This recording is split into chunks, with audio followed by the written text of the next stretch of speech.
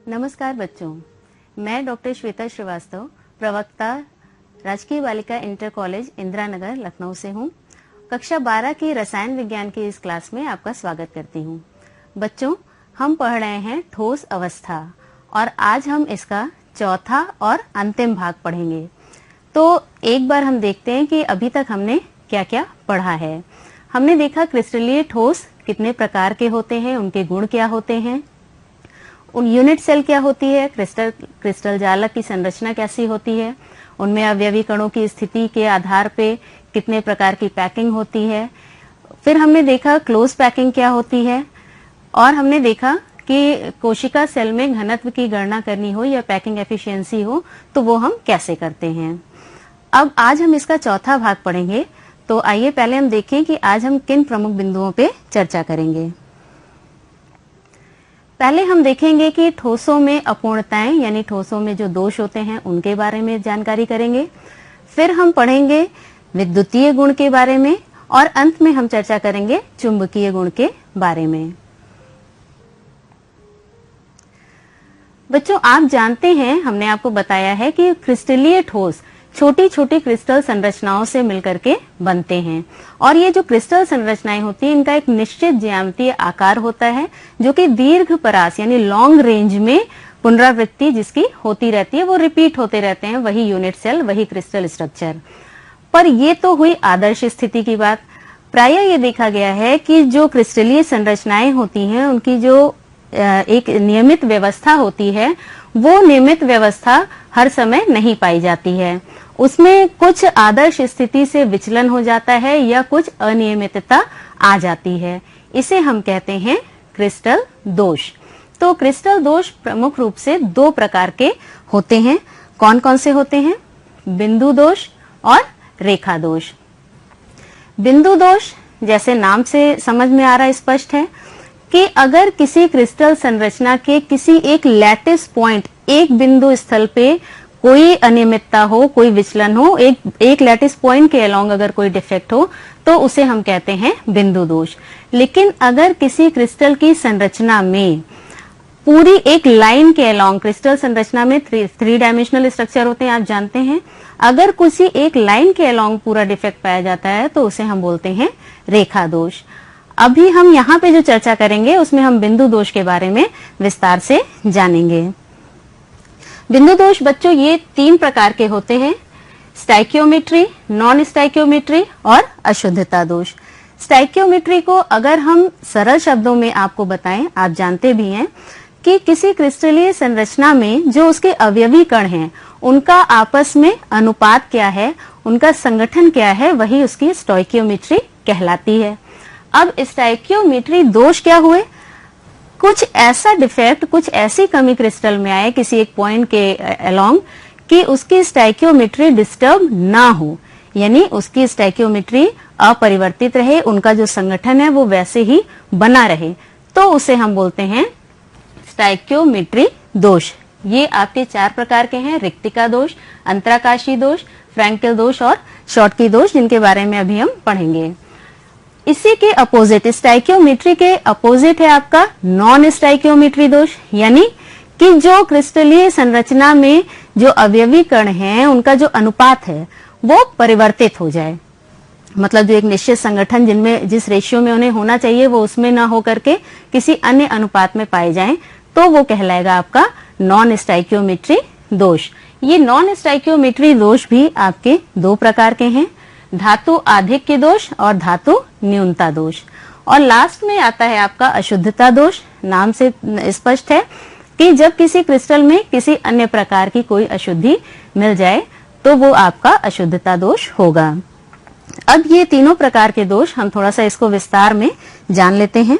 तो अब इन दोषों को हम विस्तार में देखते हैं। सबसे पहले हम देखते हैं रिक्तिका दोष। नाम से स्पष्ट है कि अगर किसी क्रिस्टलीय संरचना में, जैसे यहाँ पे ये एक क्रिस्टल की संरचना दिखाई गई है, इसमें किसी क्रिस्टल पॉइंट पे कोई अवयवी कण अगर मिसिंग है, जैसे आपको यहाँ पे ये दिख रहा होगा कि ये अवयवी कण यहाँ पे मिसिंग है, लुप्त हैं, तो इस प्रकार के दोष आपके रिक्तिका दोष कहलाते हैं। अब रिक्तिका दोष, अगर अवयवी कण क्रिस्टल में नहीं होंगे तो स्वाभाविक सी बात है कि इस प्रकार का दोष पदार्थ के घनत्व को घटाएगा। तो रिक्तिका दोष पदार्थ के घनत्व को घटाता है। अगला है अंतराकाशी दोष।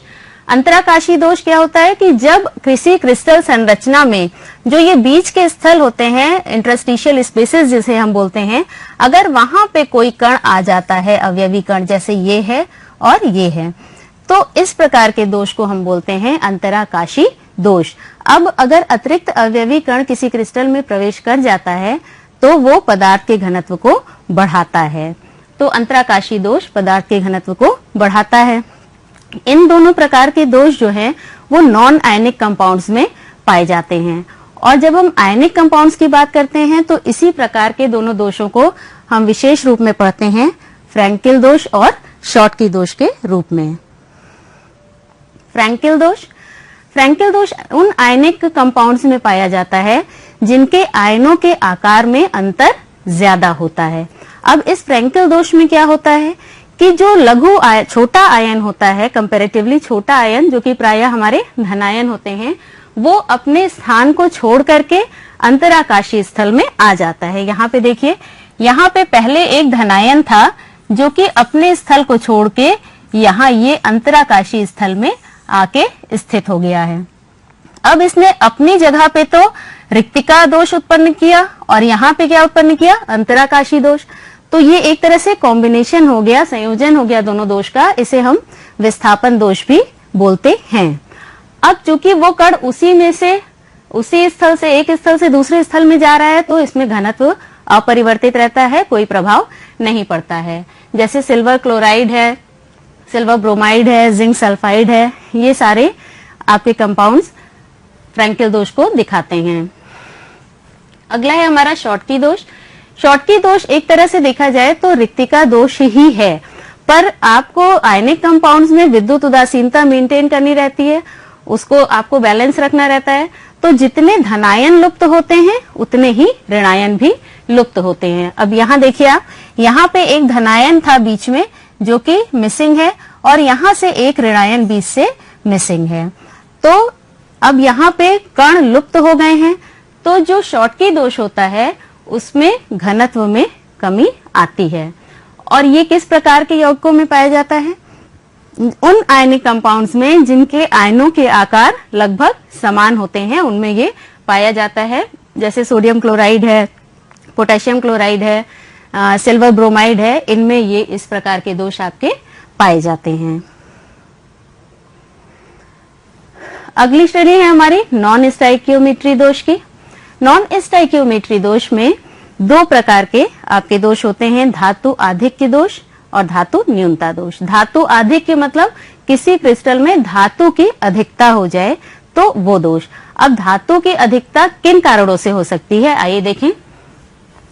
दो प्रमुख कारण हैं, ऋणायन रिक्तिका के कारण और दूसरा क्या हो सकता है, अतिरिक्त धनायन आ जाए। तो पहले हम इसको समझ लें। ऋणायन रिक्तिका के कारण मतलब कि उस क्रिस्टलीय संरचना में जो ऋणायन होगा वो अपनी जगह से कहीं चला गया होगा और एक रिक्तिका बन गई होगी। इसको थोड़ा सा हम डिटेल में समझते हैं। ये एक स्ट्रक्चर आपको क्रिस्टलीय संरचना सोडियम क्लोराइड की दिखाई गई है।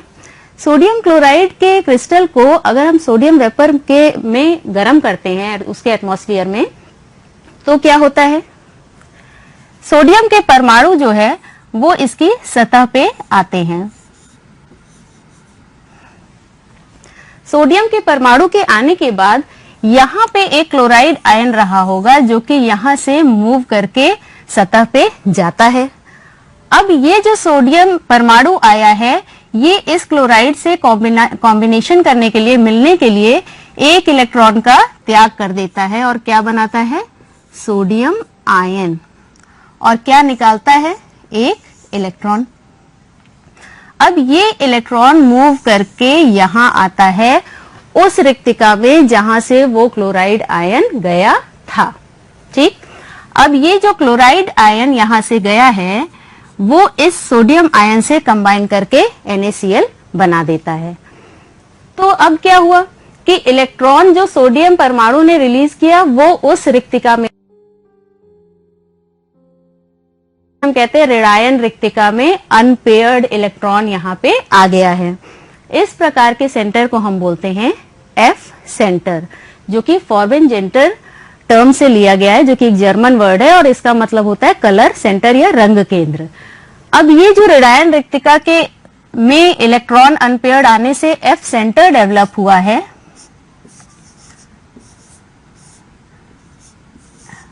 इसे हम एफ केंद्र बोलते हैं। और ये एफ केंद्र कलर शो करते हैं, क्यों? क्योंकि इसके अंदर अनपेयर्ड इलेक्ट्रॉन होता है जो कि लाइट को एब्जॉर्ब करके उत्तेजित होता है। तो ये पदार्थों को रंग प्रदान करते हैं। तो अगर सोडियम क्लोराइड के क्रिस्टल में एफ सेंटर होता है तो वो हमें येलो कलर का दिखाई देता है। इसी प्रकार से अन्य कंपाउंड्स भी जो है वो कलर शो करते हैं अगर उनमें एफ सेंटर होता है। तो सोडियम क्लोराइड है, पोटेशियम क्लोराइड है, लिथियम क्लोराइड है, इस प्रकार के जो कंपाउंड्स हैं उनमें ये दोष पाया जाता है। अब यहाँ पे हुआ क्या था? क्लोराइड के जाने से इस पूरे क्रिस्टल में सोडियम की अधिकता हो गई थी। भले ही इलेक्ट्रॉन के आने से आवेश तो बैलेंस है, लेकिन धातु यानी सोडियम ज्यादा हो गया है। तो इसी वजह से ये हुआ आपका धातु आधिक्य दोष। अब इसका दूसरा तरीका क्या है? इसका दूसरा तरीका ये हो सकता है कि धातु के ही आयन बढ़ जाएं। वो कैसे होंगे? उदाहरण के लिए हम जिंक ऑक्साइड लेते हैं, अगर जो कि सफेद पाउडर होता है, अगर हम इसको गर्म करें तो क्या होगा? इसमें से ऑक्सीजन जो है वो रिलीज हो जाती है और बचता क्या है आपका? जिंक बचता है 2 पॉजिटिव चार्ज के साथ और 2 इलेक्ट्रॉन रिलीज होते हैं। अब ये जो जिंक आयन बना, ये क्रिस्टल स्ट्रक्चर के इंटरस्टिशियल स्पेसेस में ही चला जाता है और ये 2 इलेक्ट्रॉन भी इंटरस्टिशियल स्पेसेस में जाते हैं। तो फिर वही बात कि उसके आवेश में कोई अंतर नहीं आया, लेकिन इस एक स्ट्रक्चर के टूटने से जो ये बना, ये जिंक आपका एक्सेस हो गया क्योंकि यहां से ऑक्सीजन तो निकल गई। तो अब क्या हो जाता है? Zn1 प्लस XO, ये फॉर्मूला अब हो जाएगा। X क्या होगा कि कितने इस तरह के आपके मॉलिक्यूल्स टूटे हैं।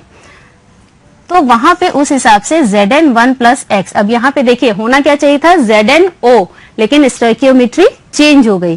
तो ये नॉन स्टोइकियोमेट्री में दोष हुआ और किस प्रकार का हुआ? धातु आधिक्य दोष हुआ। इसके बाद हम आते हैं धातु न्यूनता दोष पे।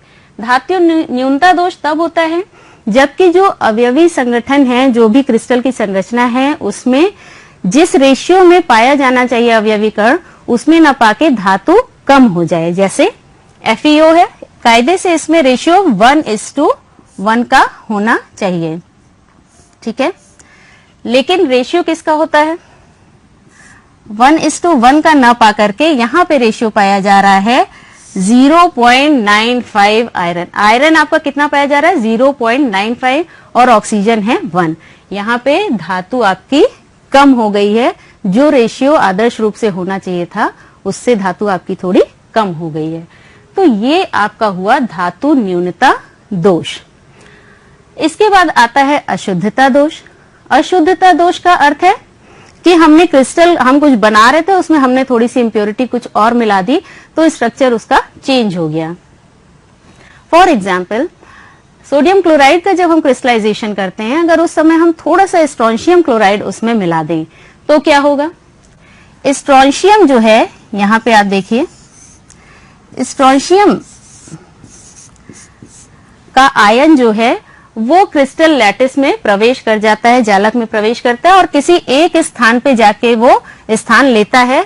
कैसे लेता है? वो 2 सोडियम आयनों को प्रतिस्थापित करता है। 2 सोडियम आयनों को वो निकाल के बाहर करता है और एक का स्थान तो वो खुद ले लेता है और दूसरा स्थान क्या होगा? रिक्त हो जाएगा, ठीक है।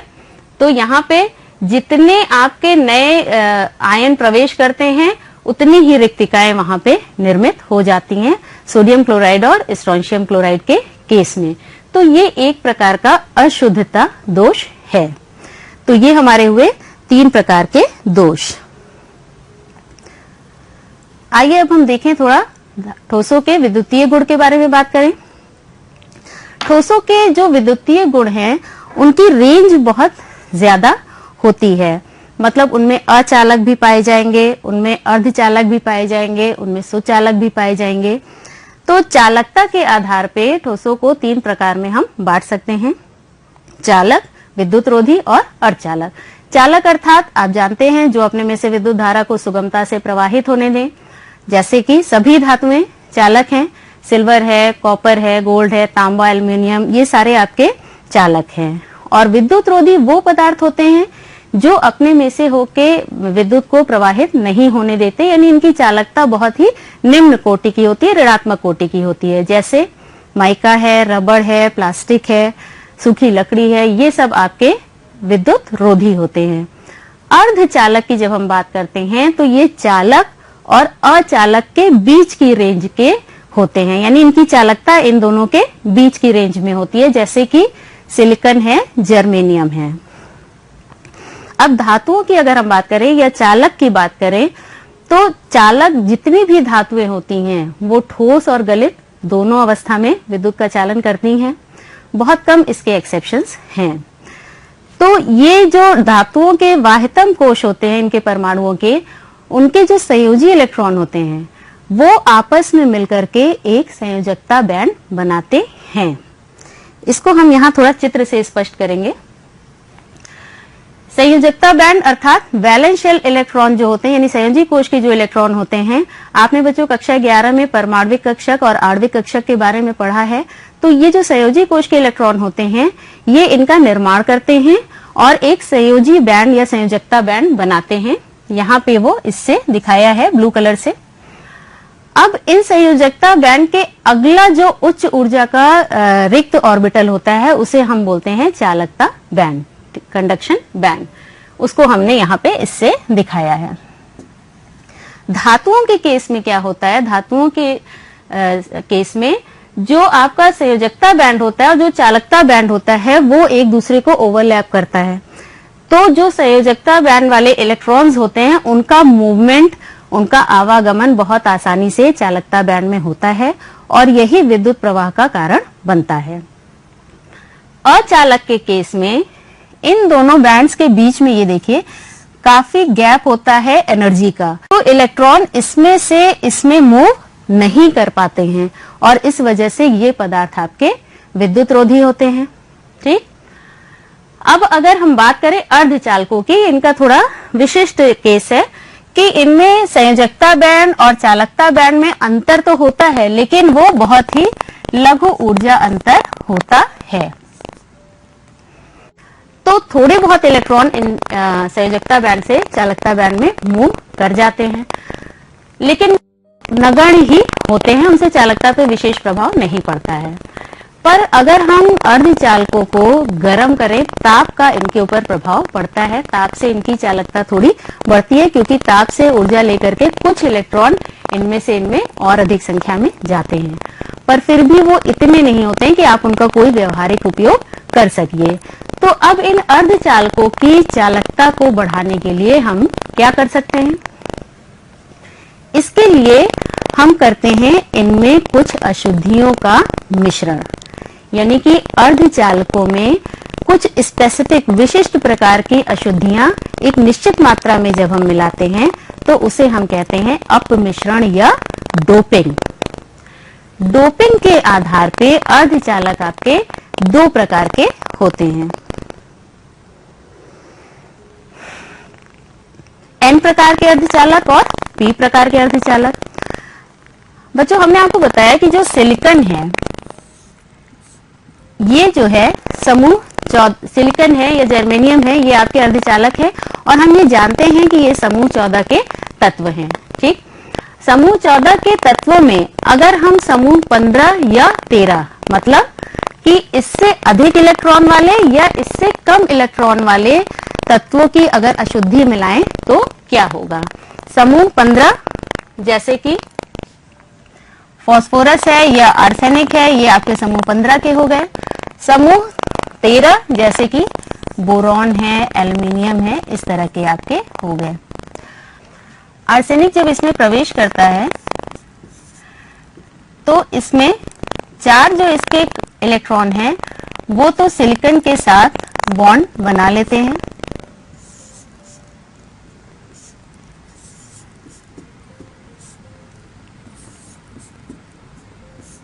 लेकिन एक ये इलेक्ट्रॉन जो है ये आपके पास एक्स्ट्रा रह जाता है। तो ये इलेक्ट्रॉन अर्धचालक की चालकता को बढ़ा देता है। अब यहाँ पे अर्धचालक की चालकता कैसे बढ़ रही है? नेगेटिवली चार्ज इलेक्ट्रॉन पार्टिकल्स के कारण। तो इसे हम बोलते हैं एन प्रकार के अर्धचालक या एन टाइप सेमी कंडक्टर। अब अगर हम इसमें कुछ ऐसी अशुद्धि मिलाएं जिसमें कि इलेक्ट्रॉन कम हो चार्ज से, जैसे कि समूह 13 के तत्व, यहाँ पे देखिए ये उदाहरण दिया गया है।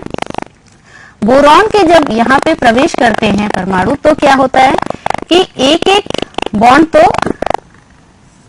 सिलिकॉन के साथ बन गया, लेकिन एक यहाँ पे आपका क्या रह जाता है? रिक्ति रह जाती है या छिद्र रह जाता है, जिसे हम बोलते हैं इलेक्ट्रॉन होल या इलेक्ट्रॉन छिद्र या रिक्ति। अब क्या होगा? इसके बगल वाला इलेक्ट्रॉन इसमें प्रवेश करेगा, फिर वहां होल होगा, उसके बगल वाला प्रवेश करेगा, तो ऐसे लगता है कि जैसे इलेक्ट्रॉन मूव कर रहा है और ये किसकी तरफ चलेंगे? धनावेशित प्लेट की तरफ जाएंगे। तो इस प्रकार के कंडक्टर आपके कहलाते हैं पी टाइप के अर्धचालक। क्यों? क्योंकि यहाँ पे जो है इलेक्ट्रॉन की कमी के कारण इलेक्ट्रॉनों का प्रवाह हो रहा है। इसके बाद हम बात करते हैं चुंबकीय गुण की। चुंबकीय गुण बच्चों आप जानते हैं कि प्रत्येक परमाणु में चुंबकीय एक धनावेशित नाभिक होता है और इलेक्ट्रॉन इसके चारों तरफ इसके चक्रण करता है। तो इलेक्ट्रॉन के घूमने के कारण, अपने कक्षक में घूमने के कारण एक चुंबकीय आघूर्ण उत्पन्न होता है, क्योंकि इलेक्ट्रॉन एक आवेशित कण है। उसी प्रकार से इलेक्ट्रॉन अपने एक्सिस पे भी घूमता है। तो इन दोनों चक्रण को मिला करके हर परमाणु के अंदर कुछ न कुछ चुंबकीय आघूर्ण उत्पन्न होता है और यही वजह है कि प्रत्येक पदार्थ के साथ कुछ न कुछ चुंबकीय आघूर्ण एसोसिएट होता है, भले उसकी मात्रा बहुत कम हो। तो चुंबकीय गुणों के आधार पे पदार्थ हमारे 5 प्रकार के होते हैं। अनुचुंबकत्व, ये जो है चुंबकीय क्षेत्र में जब लगाया जाता है तो ये बहुत ही दुर्बल रूप से उसकी तरफ आकर्षित होते हैं। इनमें अनपेयर्ड इलेक्ट्रॉन की प्रेजेंस होती है, उपस्थिति होती है, जिसकी वजह से उसकी तरफ आकर्षित होते हैं। जैसे Cu2+ है, फेरिक का है, आयन है, इस प्रकार के। प्रतिचुंबकत्व क्या होता है? जब कोई पदार्थ जो है चुंबकीय क्षेत्र में दुर्बल रूप से प्रतिकर्षित हो तो उसे हम कहते हैं प्रतिचुंबकत्व का गुण वो प्रदर्शित कर रहा है। जैसे सोडियम क्लोराइड है, इसमें क्या होता है कि कोई भी अनपेयर्ड इलेक्ट्रॉन नहीं होता है। तीसरा है लौह चुंबकत्व। ये पदार्थ आपके निकिल है, कोबाल्ट है, ये बहुत ही ज्यादा स्ट्रांगली ये मैग्नेटिक फील्ड की तरफ आकर्षित होते हैं। इसका कारण क्या है कि जो ये ठोस अवस्था में धातु के आयन होते हैं लौह चुंबकीय पदार्थ के, ये छोटे छोटे ग्रुप बना लेते हैं, समूह बना लेते हैं, जिसे हम बोलते हैं डोमेन। अब ये डोमेन लौह चुंबकत्व में देखिए तो सारे एक ही दिशा में अलाइन होते हैं। इस वजह से ये बहुत स्ट्रांगली मैग्नेटिज्म शो करते हैं। लेकिन प्रति लौह चुंबकत्व में क्या होता है कि ये जो है अलाइन तो होते, डोमेन होते तो है, लेकिन ये अपोजिटली अलाइन होने के कारण एक दूसरे के चुंबकीय आघूर्ण को निरस्त कर देते हैं।